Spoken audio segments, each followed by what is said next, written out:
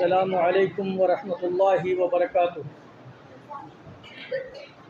نحمده ونصلی علی رسوله الکریم، اما بعد، اعوذ باللہ من الشیطان الرجیم، بسم اللہ الرحمن الرحیم۔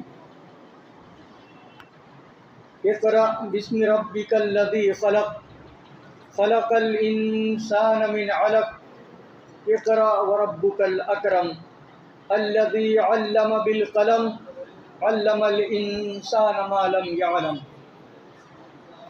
محترم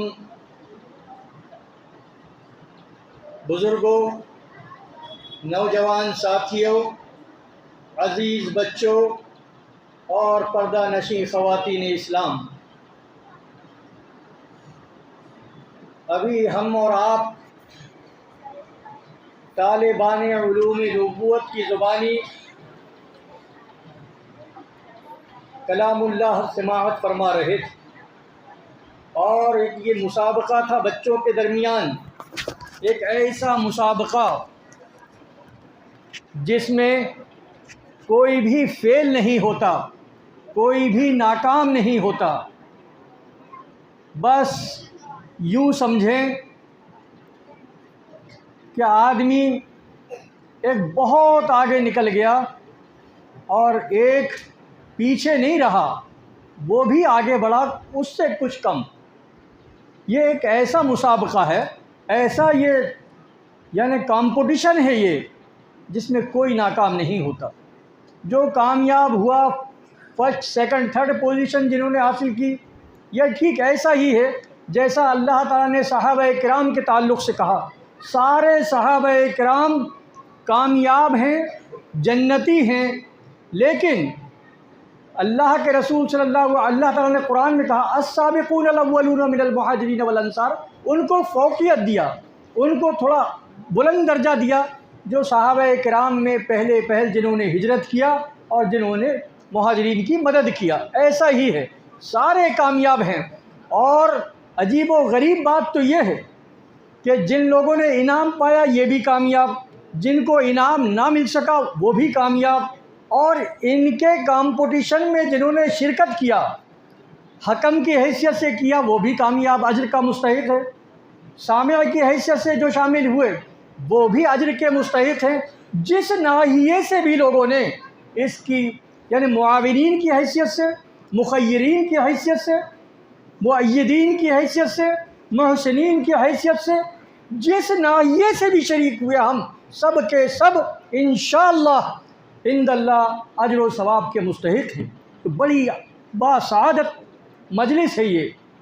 اور دوسری بات، ہمارے آج کے اس عظیم الشان اجلاس میں ایک بہت بڑے مقرر کو شرکت کرنا تھا، جن کا عنوان تھا تعلیم کی اہمیت۔ جس طرح اشتہار میں آپ نے دیکھا ہے، ناسازی طبع کے باعث وہ تشریف نہ لا سکے، ان کی نمائندگی یا نیابت کی ذمہ داری بروقت مجھے دی گئی ہے، اور اسی مناسبت سے میں نے قرآن مقدس کی سورہ علق کی ابتدائی 5 آیات تلاوت کی ہیں۔ اسلامی بھائیوں، تعلیم کی اہمیت، اس کی ضرورت، اس کی افادیت، اس کی فضیلت اور اس کی عظمت کا اندازہ اس بات سے بخوبی ہو جاتا ہے کہ اللہ رب العالمین نے سب سے پہلی وحی اور پہلی وحی کی پہلی آیت اور پہلی آیت کا پہلا حرف اقرا نازل فرمایا ہے۔ 6000 سے زائد قرآن کی آیات میں سب سے پہلا حکم، سب سے پہلا لفظ آیت کا اقرا نازل ہوا، اور جس کے معنی ہے کہ پڑھ، یعنی تعلیم حاصل کرنے کا، پڑھنے کا اس میں حکم ہے۔ اب اس آیت کو سمجھنے کے لیے، اس لفظ کو سمجھنے کے لیے، اقرا کو آپ اس دور کے حالات کے تناظر میں اس لفظ کو دیکھیں۔ جس وقت یہ آیت نازل ہوئی اقرأ بسم ربک الذی خلق، کیا حالات تھے مکہ کے؟ انتہائی کمزور لوگ تھے، اہل مکہ بہت کمزور لوگ تھے، روم اور فارس جیسے چاہتے انہیں دبوچ لیا کرتے تھے۔ غربت، فاقہ کشی اور کلاشی ان میں بالکل عام تھی۔ جہالت کا تو عالم یہ تھا کہ اللہ کے رسول کی بعثت سے پہلے کے زمانے کو زمانے جاہلیت کے نام سے آج تک یاد کیا جاتا ہے۔ جہالت کا یہ حال، ذلت اور رسوائی کا یہ حال تھا کہ جب حضرت عمر رضی اللہ تعالیٰ عنہ بیت المقدس جا رہے تھے، اس وقت میں اختصار کے ساتھ اشارے اور کنایے میں گفتگو کر رہا ہوں، تو وہ اپنے انداز میں تھے، تو کچھ صحابہ کرام نے کہا یا ایک صحابی نے کہا کہ دنیا دار جو بادشاہ ہوتے ہیں، جس شان کے ساتھ وہ کسی ملک میں داخل ہوتے ہیں، کسی شہر میں، اس شان کے ساتھ آپ آئیے، آپ ہمارے خلیفہ ہیں، ہمارے بادشاہ ہیں۔ حضرت عمر رضی اللہ تعالیٰ عنہ نے جب یہ سنا، ایک صحابی کی منہ سے، جلیل القدر صحابی تھے، کہا یہ بس بات تم نے کی ہے، اگر کوئی اور کیا ہوتا کہ میں اس کو بہت دندہ شکن جواب دیا ہوتا۔ کہا یاد رکھو، کن احقر الناس واذلنا فاعزنا اللہ بالاسلام، تم نہیں جانتے کہ ہم دنیا کی ذلیل ترین قوم تھے، ہم دنیا کی حقیر ترین قوم تھے، اسلام نے، تعلیم نے، علم نے ہم کو عزت بخشا ہے، اور تم چاہتے ہو کہ ہم اسلام کی شعار کو چھوڑ دیں یا اپنی وضع خطا اور عادات و اطوار میں تبدیلی پیدا کر لے؟ یہ ممکن نہیں۔ اور جہاں تک ذلت کا سوال ہے تو یہ آپ نے دیکھا، اور جہاں تک غربت کا سوال ہے تو یہ چیز بہت عام ہے۔ لوگ فاقہ کشی کی زندگیاں گزار رہے تھے، مفلسی اور قلاشی کی زندگی گزار رہے تھے، تو اللہ تعالیٰ نے، اللہ کے رسول اللہ تعالیٰ نے قرآن میں فرمایا، ان یرید اللہ بہ خیرا یفقہہ فی الدین، کہ جب اللہ رب العالمین کسی کے ساتھ خیر کا معاملہ کرنا چاہتا ہے، بھلائی کا معاملہ کرنا چاہتا ہے، تو اس کو دین کا علم و فقہ عطا کرتا ہے۔ خیر کسے کہتے ہیں؟ خیر کہتے ہیں برکت کثیر کو، رحمت کثیر کو کہتے ہیں خیر۔ تو معلوم یہ ہوا کہ علم جو ہے یہ غربت کا بھی علاج ہے۔ آج امت مسلمہ ہمارے یہاں شکوہ اور گلہ کر رہی ہے کہ ہم ذلیل و خوار ہیں،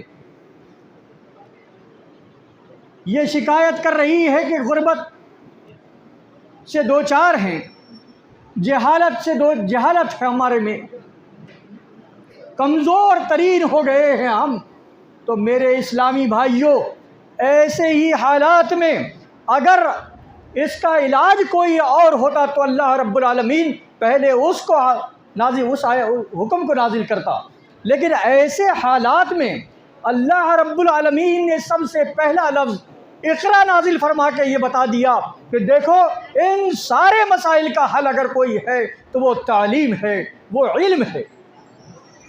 دوسری بات، بہت بڑی بات بولنے کی جسارت کر رہا ہوں، آپ پوری توجہ میری طرف مرکوز کیجئے، آپ کی توجہ درکار ہے تاکہ آپ نقطے کو سمجھ سکیں۔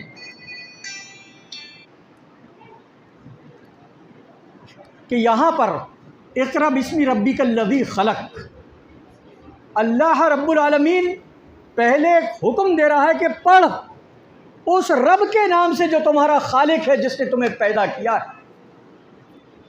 عجیب بات ہے کہ پہلے تعلیم کا حکم، پڑھنے کا حکم، اور بعد میں انسان کی ولادت اور تخلیق اور وجود کا ذکر، اور بالکل ایسے ہی ترتیب کے ساتھ قرآن کی ایک آیت اور ہے اسی ترتیب کے ساتھ جس میں اللہ نے فرمایا ہے، وہ ترتیب الرحمن علم القرآن خلق الانسان علمہ البیان۔ اچھی بات ہے۔ اور پھر تعلیم کی اہمیت تو دیکھیے، یہ 5 ابتدائی آیات سورہ علق کی نازل ہوئی، جس میں 5 ابتدائی 5 آیات جو نازل ہوئی پہلے پہل، ان 5 آیات میں اللہ رب العالمین نے 2 جگہ ذکر فرمایا ہے اقرا کا۔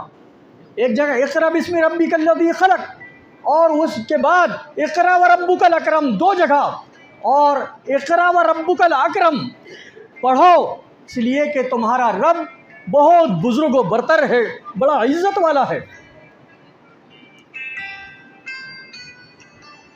یہاں پر یہ صفت اکرم کی کیوں استعمال ہوئی؟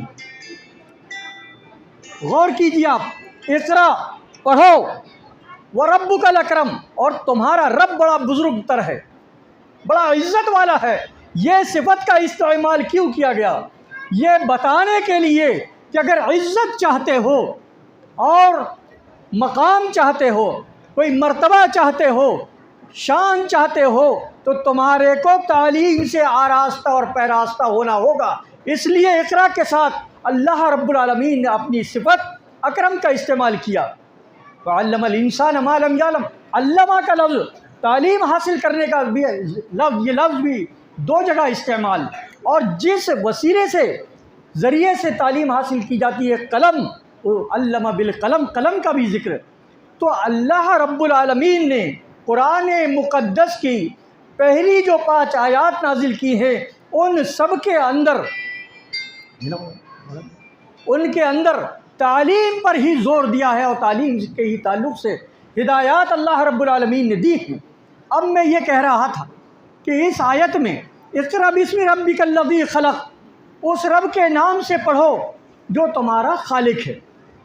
پیدا کرنے کا ذکر بعد میں اور پڑھنے کا ذکر پہلے، اور بالکل ایسا ہی یہی ترتیب سورہ رحمان کی ابتدائی آیات میں ہے، الرحمن علم القرآن خلق الانسان۔ غور تو کیجئے، بڑی مہربان ہے وہ ذات، علم القرآن، جس نے تمہیں قرآن کا علم عطا کیا، وہ خلق الانسان، اور انسان کو پیدا کیا۔ ترتیب، قرآن کا علم دیا اور انسان کو پیدا کیا، جبکہ بظاہر ایسا لگتا ہے کہ یوں ہونا چاہیے تھا کہ خلق الانسان وعلم القرآن، کہ انسان کو پیدا کیا اور قرآن کا علم عطا کیا۔ کیونکہ ہم اور آپ دیکھتے ہیں کہ پہلے بچہ شکم مادر سے باہر آتا ہے، اس کے بعد شکم مادر سے باہر آنے کے بعد اللہ تعالیٰ اسے قوت سماع دیتا ہے، قوت بینائی دیتا ہے، قوت گویائی دیتا ہے، قوت فہم عطا کرتا ہے، اس کے بعد علم حاصل کرنے کا کہ وہ اہل اور لائق ہوتا ہے۔ تو یہاں تو یہ کہا جا رہا ہے، اور ایسی آیات یہ سورہ رحمان کی ہیں، اور سورہ رحمان میں سمجھتا ہوں اس کا جو ظاہری حسن ہے اس لحاظ سے بڑی ممتاز سورہ ہے۔ عوام و خواص اس سورہ سے، عوام و خواص میں یہ سورہ بڑی معروف اور مشہور ہے، کیونکہ یہی ایک ایسی سورہ ہے قرآن کی جس کے اندر ایک آیت 30 سے زیادہ بار دہرائی گئی ہے، فَبِأَيِّ آلَاءِ رَبِّكُمَا تُكَذِّبَانِ، اس لیے ہر عالم عوام و خواص سب جانتے ہیں۔ تو یہ اس سورہ کی ابتدائی آیت کی بات کر رہا ہوں میں، کہ یہاں اللہ کہتا ہے علم قرآن عطا کیا، یا قرآن کا علم سیکھنے کے لیے سکھایا اور پیدا کیا۔ تو ایسا کیوں؟ جبکہ ہوتا یہ ہے کہ پہلے بچہ پیدا ہوتا ہے، پھر اعضاء اس کے صلاحیت اعضاء میں پیدا ہوتی ہے، سماعت کی، بصارت کی، اس کے بعد علم حاصل کرنے کے اہل اور لائق ہوتا ہے۔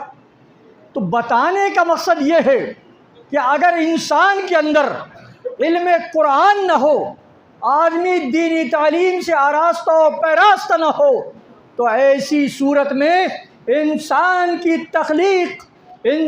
تخلیق بے معنی ہو کر رہ جاتی ہے، بے سود اور غیر مفید ثابت ہوتی ہے۔ اسی لیے اللہ نے کہا علم القرآن وخلق الانسان۔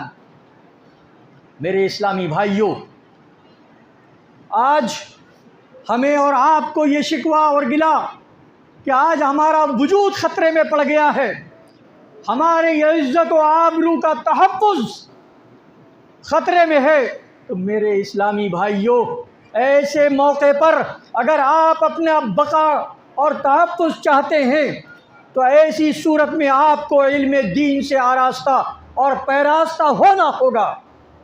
آپ نے دیکھا اہل مکہ نے اسلام کے ابتدائی دور میں پیارے رسول صلی اللہ علیہ وسلم کو طرح طرح کی تکلیفیں دیں، آپ کے گلے میں رسی ڈال کر مروڑا، سفر طائف میں آپ کے جسم کو لہو لہان کر دیا، آپ کی راہوں میں کانٹے بچھائے، آپ کی پشت پر اوجھڑی ڈال دی گئی، آپ پر پتھر برسائے گئے اور آپ کا بائیکاٹ کیا گیا، شعبہ ابی طالب میں مشکل ترین ایام گزارنے پر مجبور کیا گیا۔ تو لوگ یہ سمجھ رہے تھے کہ اب محمد کا وجود خطرے میں پڑ گیا، اب یہ اس کا نام و نشان مٹ جائے گا، یہ ختم ہو جائے گا۔ اللہ رب العالمین نے فرمایا وَرَفَعْنَا لَكَ ذِكْرَكَ، ہم نے اس کا نام دنیا میں نہیں بلکہ ہم نے اس کا نام یعنی آسمانوں میں بھی بلند کر رکھا ہے۔ معلوم یہ ہوا تو یہ رفعت کہاں سے ملی، کیسے ملی؟ تو میرے اسلامی بھائیوں اللہ کے رسول صلی اللہ علیہ وسلم نے فرمایا ان اللہ یرفع بہذا الکتاب اقواما ویضع بہ آخرین، اللہ رب العالمین اس کتاب کے ذریعے لوگوں کو رفعت اور بلندی عطا کرے گا، عظمت عطا کرے گا، اور اس کتاب سے قطع نظر کرنے کی بنا پر اللہ رب العالمین بہت سے لوگوں کو ذلیل و رسوا کر دے گا۔ تو اگر ہم رفعت چاہتے ہیں، عزت چاہتے ہیں، تو ہم کو تعلیم حاصل کرنی ہوگی، اور یہی بات ہے اقرا لفظ، یہ جو پہلا لفظ نازل ہوا تھا اس وقت جو حالات تھے اس کے تناظر میں اگر آپ دیکھیں اس کا مطلب یہی، یہ تعلیم سے ہمیں عزت ملتی ہے۔ ایک اور بات سمجھنے کی کوشش کیجیے آپ، جب اللہ کے رسول صلی اللہ علیہ وسلم کے پاس حضرت جبریل علیہ السلام آئے اور اللہ کے رسول صلی اللہ علیہ وسلم سے کہا اقرا پڑھو، تو اللہ کے رسول نے فرمایا ما انا بقاری، مجھے پڑھنا نہیں آتا، میں پڑھنے والا نہیں ہوں۔ تو وغتہ ہوں، تو حدیث کے الفاظ ہیں کہ اللہ کے رسول کو زور سے بھیجا، زور سے دبوچا۔ اس کے بعد جب اللہ کے رسول صلی اللہ علیہ وسلم نے فرمایا کہ ما انا بقاری، میں پڑھنے والا نہیں ہوں، کیسے پڑھ سکتا ہوں؟ پھر دوبارہ اقرا کہا اور پھر بھیجا، دبوچا، 3 بار ایسا ہی کیا، اس کے بعد پڑھایا اقرا بسم ربک الذی خلق۔ غور کیجیے آپ، اس وقت حضرت جبریل علیہ السلام کی پوزیشن دیکھیے آپ دونوں کی، محمد بن عبداللہ صلی اللہ علیہ وسلم کی اور حضرت جبریل علیہ السلام کی۔ حضرت جبریل علیہ السلام ایک استاذ کی حیثیت سے ہیں، اور اللہ کے رسول صلی اللہ علیہ وسلم ایک شاگرد کی حیثیت سے، اور پھر اس پر یہ زیادتی، آپ کو بھیجا گیا، دبوچا گیا۔ یہ ایک منظر ہے، اس منظر کو آپ ذہن میں رکھیے، اور یہ منظر اس لیے کہ ابھی اللہ کے رسول صلی اللہ علیہ وسلم کا سینہ مبارک علم قرآن سے خالی تھا، منور نہیں ہوا تھا ابھی۔ اب یہی آہستہ آہستہ وحی کا سلسلہ جاری رہا، پیارے رسول صلی اللہ علیہ وسلم کا سینہ علم قرآن سے منور ہو گیا، پھر یہی آمنا سامنا ہو رہا ہے۔ ابھی ایک آمنا سامنا ہوا، وہ منظر آپ کو معلوم ہے کہ حضرت جبریل اللہ کے رسول کو بھیج رہے ہیں، دبوچ رہے ہیں۔ اب معراج کا موقع ہے، حضرت جبریل آئے ہوئے ہیں اور اللہ کے رسول صلی اللہ علیہ وسلم سواری پر سوار ہیں، اور حضرت جبریل علیہ السلام اونٹنی کی نکیل پکڑ کر کھینچ رہے ہیں۔ یہ منظر کیسے بدلا! اتنا ہی نہیں، حدیث میں آتا ہے، تاریخ کی کتابوں میں بھی لکھا ہے کہ حضرت جبریل علیہ السلام ایک ٹرے لے کر آئے اللہ کے رسول کے پاس معراج کے وقت، اور ایک گلاس میں دودھ اور ایک گلاس میں شراب ہے، اللہ کے رسول کو پیش کر رہے تھے کہ کیا پسند کرتے ہیں۔ اب یہ منظر سامنے رکھو، ایک جگہ جو آدمی استاذ کے حیثیت سے اللہ کے رسول کو دبوچا، بھیجا، ایک عظیم منظر ہے سامنے، اور ابھی علم کے آنے کے بعد یہی آمنا سامنا جب ہو رہا ہے تو حضرت جبریل کی حیثیت میں کہنا نہیں چاہتا یہ لفظ ایک فرشتے کے لیے، لیکن ایک ویٹر جیسی حیثیت ہے اور اللہ کے رسول کی آقا جیسی. یہ کیوں؟ اب چونکہ اللہ کے رسول صلی اللہ علیہ وسلم کے پاس علم دین حاصل، علم قرآن اللہ کے رسول کو حاصل ہو چکا تھا. آگے آئیے آپ علم کی فضیلت پر دیکھیے. سورہ نمل کے اندر اللہ تعالیٰ نے ذکر فرمایا کہ حضرت سلیمان علیہ السلام نے اپنے دربار میں اعلان کیا، قال یا ایھا الملأ ایکم یاتینی بعرشھا قبل ان یاتونی بمسلمین، کہ تم میں سے کون ہے یہ پورے دربار میں جو ملکہ سبا کے عرش کو یہاں فی الفور لا سکے. اعلان کیا. اور یہ فلسطین سے ملک سبا، مفسرین کرام نے لکھا ہے کہ ایک طرف کا راستہ 1500 کلومیٹر کا، گویا کہ آنا جانا 3000 کلومیٹر، اور دربار میں بلایا جا رہا ہے. قال عفریت من الجن، ایک ہیکل جن تھا، بہت طاقتور اور زور آور جن، بڑے فخریہ انداز میں کہتا ہے، قال عفریت من الجن انا آتیک بہ قبل ان تقوم من مقامک وانی علیہ لقوی امین، کہ میں اس تخت کو، اس 1500 کلومیٹر 3000 کلومیٹر آنا جانا، اور ایک عظیم تخت جس کو چند لوگوں کے اٹھانا بھی چند لوگوں کے لیے اس کا اٹھانا بھی مشکل، ایسے تخت کو میں آپ کے اس دربار کی برخاستگی سے پہلے لا سکتا ہوں. مفسرین نے بہت سا تفسیر کیا ہے کہ جب حضرت سلیمان کی جو نشست ہوتی تھی وہ 5 سے 6 گھنٹے کی ہوا کرتی تھی، صبح سے 11 بجے تک 12 بجے تک، گویا کہ نشست کی برخاستگی یعنی 4-5 گھنٹے میں لا سکتا ہوں. اور یہ بات کا اعلان کر کے سب کو حیرت زدہ کر دیا تھا کہ اتنا لمبا سفر کر کے اس عظیم تخت کو یہ اتنے کم وقت میں لا لے گا. لیکن یہ جن تھا، عفریت من الجن، طاقتور جن، وہی ایک آدمی کھڑا ہوا، وقال الذی عنده علم من الکتاب انا آتیک بہ قبل ان یرتد طرفک فلما رآہ مستقرا عنده قال ھذا من فضل ربی. غور کیجیے آپ، وہاں ایسے ایک آدمی اٹھا دربار میں، انسان بھی تھے، جن بھی تھے، جن نے اعلان کر کے اپنی فوقیت جتائی. ایک آدمی کھڑا ہوا تو اللہ تعالیٰ یہ بھی کہہ سکتا تھا کہ فقال رجل، ایک آدمی نے کہا، وہ جن تھا، ایک آدمی نے کہا، مقابلہ ہو جاتا. یا یہ کہ یہ بھی کہہ کے کہا جا سکتا فقال الآخر، دوسرے آدمی نے کہا، دوسرے نے کہا، لیکن نہیں، اللہ تعالیٰ نے کہا فقال الذی عنده علم من الکتاب، اس نے کہا جس کے پاس کتاب کا علم تھا.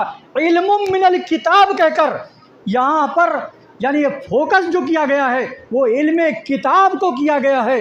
علم کتاب کی بنیاد پر یہ دعویٰ ہوا کہ میں اس تخت کو آپ کے پلک جھپکنے کے ساتھ لا سکتا ہوں. اور پورے دربار کے اندر ایک آدمی، اس پر سب کا اتفاق ہے کہ یہ آدمی تھا، جنوں کے مقابلے میں کوئی دوسری مخلوق نہیں تھی یہ. تو اس آدمی کے پر کو سب پر فوقیت حاصل ہوئی. کس وجہ سے؟ علم دین کی وجہ سے. علم دین کے بغیر یہ فوقیت حاصل نہیں ہوتی. آئیے ایک اور بات، علم دین یا علم حاصل ہو جائے تو آدمی کہاں سے کہاں نکل جاتا ہے، کیسی عظمت اس کو حاصل ہوتی ہے. اللہ تعالیٰ سورہ مائدہ میں فرماتا ہے کہ یسألونک ماذا احل لہم، اللہ کے رسول یہ آپ سے پوچھتے ہیں کون سی چیزیں ان کے لیے حلال کی گئی ہیں. قل احل لکم الطیبات وما علمتم من الجوارح مکلبین تعلمونہن مما علمکم اللہ فکلوا مما امسکنا علیکم واذکروا اسم اللہ علیہ. سورہ مائدہ کی آیت نمبر 4 ہے۔ اللہ کے رسول صلی اللہ علیہ وسلم کو اللہ نے حکم بولا کہ یہ آپ سے دریافت کرتے ہیں کیا چیزیں حلال کی گئی ہیں، ان سے کہہ دیجئے آپ کہ اچھی چیزیں تمہارے لیے حلال کر دی گئی ہیں، اور وہ شکار جس شکاری کتے یا اور بھی جانور جن کو سدھایا گیا ہو اور جن کو سکھا دیا گیا ہو، جن کے پاس علم ہو، اور خصوصاً مفسرین کرام نے یہاں جس جانور کا ذکر کیا ہے نام کے ساتھ کتا لکھا ہے، یعنی ایک کتا، اس کو بھی اگر علم ہو جائے، اس کے پاس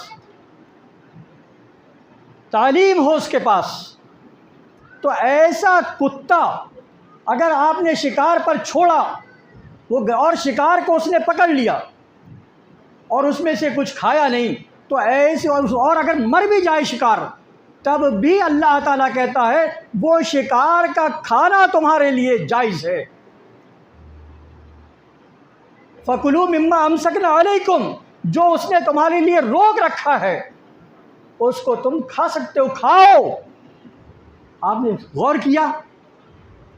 اب غور کیجئے کہ عام کتا ایک نجس ہے، برتن میں منہ ڈال دے، اللہ کے رسول صلی اللہ علیہ وسلم نے فرمایا اسے 7 بار، اس برتن کو 7 بار دھو اور 1 بار مٹی سے اس کو دھو، لیکن وہی کتا اگر سکھا دیا جائے، اس کے پاس علم ہو، سدھا لیا جائے اس کو، تو اس کا کیا ہوا شکار ہم کا کھانا، مر جانے کے باوجود شکار کے ہمارے لیے کھانا جائز قرار دے دیا اللہ تعالیٰ نے۔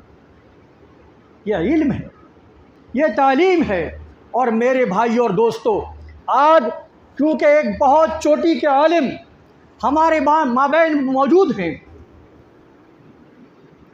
اور اگر میرے سے چوک ہو رہی ہو فہم میں تو میری اصلاح ہو سکتی ہے، اس امید کے ساتھ میں آپ کے سامنے ایک بات رکھنا چاہتا ہوں کہ آپ غور کیجئے، عالم کو، جس کے پاس علم ہے، اس کو عالم کہا جاتا ہے، جس کی قرآن کے اندر بھی یہ ذکر ہے انما یخشی اللہ من عبادہ العلماء، علماء یہ عالم کی جمع ہے، یعنی عالم کہتے ہیں جس کے پاس علم ہو۔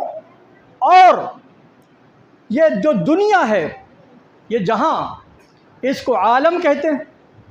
عالم اور عالم میں فرق کیا ہے؟ لفظ میں مادہ تو ایک ہی ہے، حروف اصلیہ ایک ہی ہیں، عین لام میم، یہ عالم میں بھی اور عالم میں بھی، تو اصولاً ان دونوں لفظوں کے معنی میں عالم اور عالم کے مطابقت ہونا چاہیے، مشابہت ہونا چاہیے، موافقت ہونا چاہیے معنی میں۔ اصولاً کیا مطابقت؟ یہ اتنی عظیم دنیا اور یہ بیچارہ عالم، کیا مطابقت؟ حقیقت یہ ہے کہ یہ دنیا کی حقیقت کو، اس کے اسرار اور رموز کو صرف عالم ہی جانتا ہے، علم والا ہی جانتا ہے۔ آج بڑے بڑے سائنسداں ہیں، ڈاکٹرس ہیں، انجینئرس ہیں، بڑے بڑے لوگ، اگر ان سے پوچھو تو یہ دنیا کے روئے زمین کے اوپر تک کی بات کریں گے۔ یہ ان سے پوچھو کہ مرنے کے بعد کیا ہوگا، قبر میں کیا ہوگا، فبہت الذی کفر کسی کیفیت ہوگی، خاموش، ہاں لا ادری والا معاملہ، کچھ نہیں جانتے وہ۔ یہ عالم ہے، ایک ادنا طالب علم اگر ہے علم دین کا، اس سے بھی اگر پوچھے تو وہ بتا دے گا آپ کو قبر میں کیا ہونا ہے، میدان محشر میں کیا ہونا ہے، جنت کیسی ہے، جہنم کیسی ہے، اور یہ دنیا کی حقیقت کیا ہے عند اللہ، یہ سارے عالم جانتا ہے۔ تو عالم اور عالم کے اندر، عالم اور عالم کے اندر معنوی جو مطابقت مجھے نظر آتی ہے وہ یہ کہ حقیقت میں دنیا کو عالم ہی جانتا ہے، اس کی حقیقت کو، اس کے اسرار و رموز کو۔ اسی لیے کہتے ہیں موت العالم موت العالم، ایک عالم کی موت دنیا کی موت ہوا کرتی ہے۔